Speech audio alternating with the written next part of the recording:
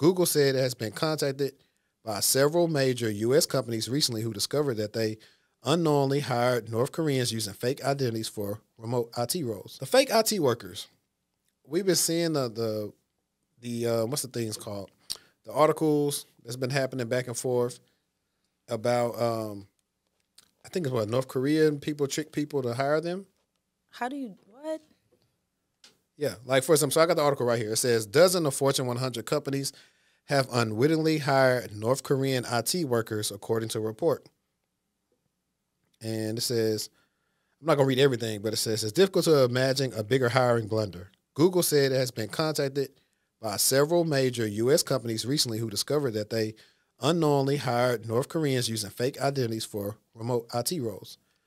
In a report published Monday by the company Mandiant, researchers described a common scheme orchestrated by the group it tracks as UNC 5267, which has been active since 2018. In most cases, the IT workers consist of individuals sent by the North Korean government to live primarily in China and Russia, with smaller numbers in Africa and Southeast Asia. The goal is for the workers to earn salaries at multiple companies, generating revenue for the North Korean government, and to gain pivotal access to U.S. tech firms that can be used for further cyber attacks or intrusions. The remote workers often gain elevated access to modify code and administer network systems. Many have found warning of the downstream effects of allowing malicious actors into a company's inner sanctum. Now, I'm going to pause right there because this is actually pretty interesting because this goes back into all the yappers in the comments about jobs just going overseas. And this is always one of the things that people are thinking about. And there have been other talks about you found out the overseas jobs are selling U.S. information.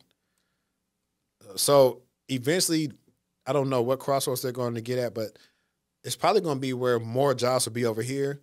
And these are other reasons I also believe why people are having to return to office because of stuff like this. I know, fun fact, when I recorded an episode with one of my past clients the other week, and he was telling me about one of his first incidents witnessing within like week 1 or 2 on the job was they found somebody who was a fake worker. So they messed up and they logged in from somewhere they weren't supposed to log into. The ghetto. It's ghetto. It's just ghetto, period. And if you think about it from a national security perspective, it's terrifying. Yeah. It's terrifying that you got people from Russia. We know they don't like us over here. We got people that's working in Russia allegedly giving their government intel or even just access, money, all types of things that they don't need to have in order to keep us safe here. I don't know what needs to happen, but that's something that they have to take a bit more serious. Yeah, so I know like 3 years ago when this thing was going on, it would be it'd be actual people. So like say for instance, I interviewed for the job, but Destini was the one doing the work for me day to day. So people used to do like that. Yeah. Yep. I've seen that, but I don't. Yeah, but what happens with some of the people was the people that passed the interview, the same people who were doing the job couldn't do the job. So exactly, this is pretty tricky. Don't be surprised that, and this is why if you want to be smart, just go ahead whenever you're working from home on a company device, put some over your camera, because you won't be surprised what they'll be looking at, trying to see if like what you're doing and who's who. Are you the person that they hired? So I think that's one of the things they're going to get into. I want to see some more. I've been hearing that some companies are, let's say you get locked out of your account and you have to call help desk or whatever. They're requiring them to turn their camera on and show their ID in the camera, which it could be a fake. So yeah. Yeah, it's so many. Like, don't even get me started. And then like, what if the person that's supposed to be verifying you is not taking that role seriously? You know. Not only that, they just haven't been trained accordingly. Like I said, one of the things that attackers do, if they get access to your account, they compromise your account. If they know the help desk number, they'll call back in and just try and get information and see how they can get MFA on their device. Yep. Versus get it enabled on that new device or adding a new device under that user's profile. Yep. Yeah. So that's one of the things where there should be other things like, yeah, if you compromise me, cool. But if you don't know my alias, like my SSO or something like that, You like shouldn't be able to log in. I'm team alias. I think that should be something that's implemented within companies. Yeah, I think most companies have it. The smart ones. Some people don't know nothing about it. They just getting started up. Let's see. This says caffeine and serial numbers. Using stolen identities or fictitious ones, the actors are generally hired as remote contractors. Mandia has seen the workers hired in a variety of complex roles across several sectors. Some workers are employed at multiple companies, bringing in several salaries each month. The tactic is facilitated by someone based in the U.S. who runs a laptop forum where workers' laptops are sent. Remote technology is installed on a laptop, allowing the North Koreans to log in and conduct their work from China or Russia. They're not playing. They got it figured out. The Justice Department in recent months has arrested and charged several U.S. citizens for running these laptop forums, and in one instance found an American that used 60 stolen identities to facilitate North Korean employment at more than 300 U.S. companies. So we can pause right there. We just talked about the Change Healthcare breach, and then last podcast episode we talked about the Avis car breach, and then you probably saw in the ad integration I talked about those Social Security numbers that were stolen. So when people are paying for them things on the dark web, and now they're trying to impersonate you, and now something wrong with your taxes because like, hey, I ain't work here. Yeah, and you saying, and when you found out initially, you said you didn't care, right? You said your credit was already bad, so it didn't matter. Yeah. Yeah, they filled out a W-4 acting like they you. Oh, now you can't even get your state benefits. They saying you make too much. Man, look, it's a grimy game. It definitely is. That's crazy. The workers earned at least $6.8 million from October 2020 to October 2023. Workers typically ask for their work laptops to be sent to different addresses than those listed on their resumes, raising the suspicions of companies. Mandian said it found evidence that the laptops at these forums are connected to a keyboard, video, mouse device, or multiple remote management tools, including LogMeIn, GoToMeeting, Chrome Remote Desktop, AnyDesk Team Viewer, and others. Feedback from team members and managers who spoke with Mandiant during investigations consistently highlighted behavior patterns such as reluctancy to engage in video communications and below average work quality exhibited by DPRK IT worker remotely operating the laptops. Exactly, because you can't do good work if you're working 7 jobs at one time. It's impossible. It's them not wanting to come on camera for me. They should have been fired from then. Yeah, because what you mean? Turn the camera on. We said turn it on. Now, if they were smart, they would get like a little AI person. That's what it's going to go to. That's scary. To think you in the meeting talking to someone. Imagine and somebody, because you know, person. like, they got deep fakes. So imagine somebody was deep faking as you. And they look good. They look good. And they heard your voice enough, so they clone your voice. So now it's you. They're talking through the thing, but it sounds like it's you. Yep.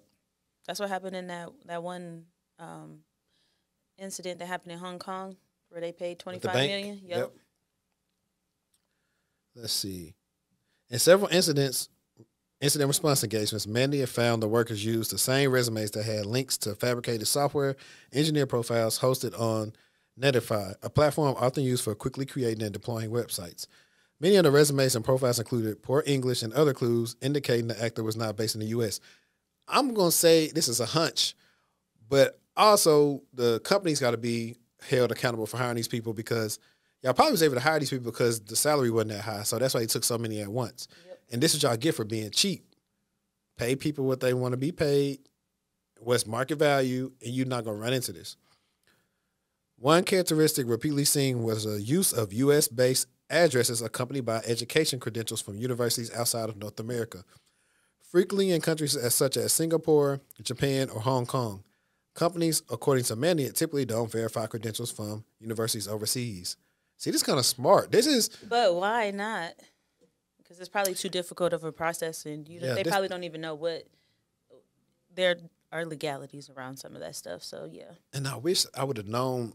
I wish I would have looked into this deeper when I did the episode with I don't want to give her government name out, but Humbly Chic, because she does HR, and we were talking about verifying your work history and your degree because hang on a second. This is actually a use case for insider risk. For sure. This is insider risk.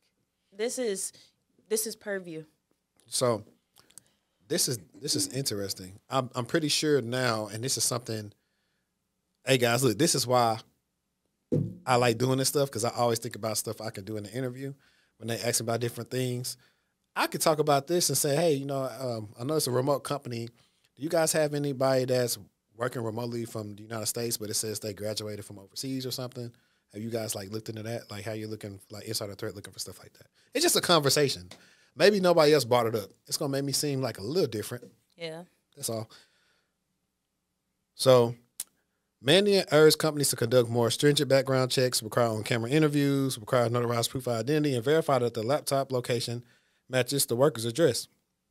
Companies also should consider monitoring and banning the use of remote administration tools, VPN tools, and mouse jiggling software like Caffeine. One trick Mandiant suggested is asking workers to say the laptop serial number out loud during IT onboarding as a test. That's a good one. That's it. That's definitely a good one. Mandiant principal analyst Michael Barnhart said his biggest concern is what happens when workers have been hired long enough that they could launch wide-scale attacks on the organization.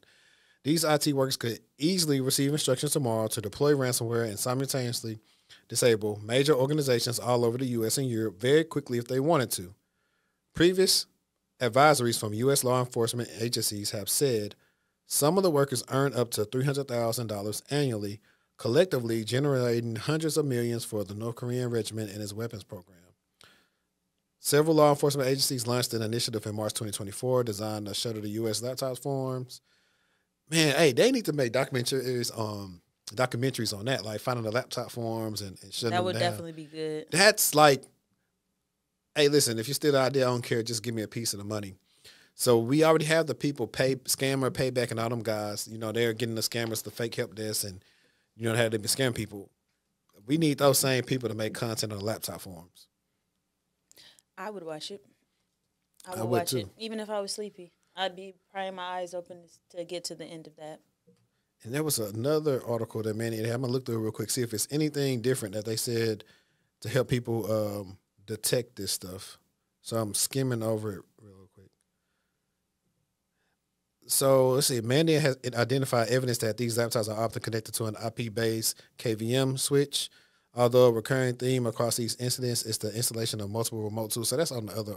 But why are they even allowed to install remote tools in the first place? They shouldn't be able to. Like, let's start there. Who are they working at that's allowing them to do that? They shouldn't be able to. You download certain stuff on your work computer, you should immediately be contacted or blocked. Your access should be blocked. For example, Kali Linux. Well, actually, you shouldn't even let them download it. If you were to try to download Kali Linux and you're not a pen tester, your access needs to be revoked until you have some conversations to figure. Was that you? So I wouldn't say necessarily just revoke it because that could be jumping the gun, but it would immediately trigger some type of DLP event. And immediately. Like, this person, what they trying to do? I'm trying to test whatever, and then you'll say, well, we got Pluralsight and other stuff like that. Don't download it on a work computer. But the thing is, to even mitigate that, IT has to, when they image these devices, there are certain things that you cannot download from the internet. And then even if you can download them, they must require admin approval, but you have to call into the help desk so they install it. And there's going to be stuff they say, hey, we can't install. You got to get, what's the thing called? You got to ask your manager or something about it. And then they say they can install that. So I blame the companies for lax controls. Them too. Same, especially with the downloading of tools. We know what mouse jiggling software looks like. Why are you even allowing that to be? Yeah. Well, if you're smart, you don't plug it into your computer. You use a mouse jiggler that's not connected to your computer. So if they aren't. I know. At all. I'm trying to see what the person doing the laptop for him has to be making a lot of money though. And has to be very smart. Yeah, and I think, that's tough too because then there's separation of like with the ISP and all that stuff. But then I think even the ISP, I'm trying to see if the laptop form, is it labeling itself as an actual business? So it looks like they got workers connected to all these different things from one location or what? That is a good question. I didn't even think about that. So, I mean, it's pretty cool. Like, it's crazy how much fun it is to be a thief.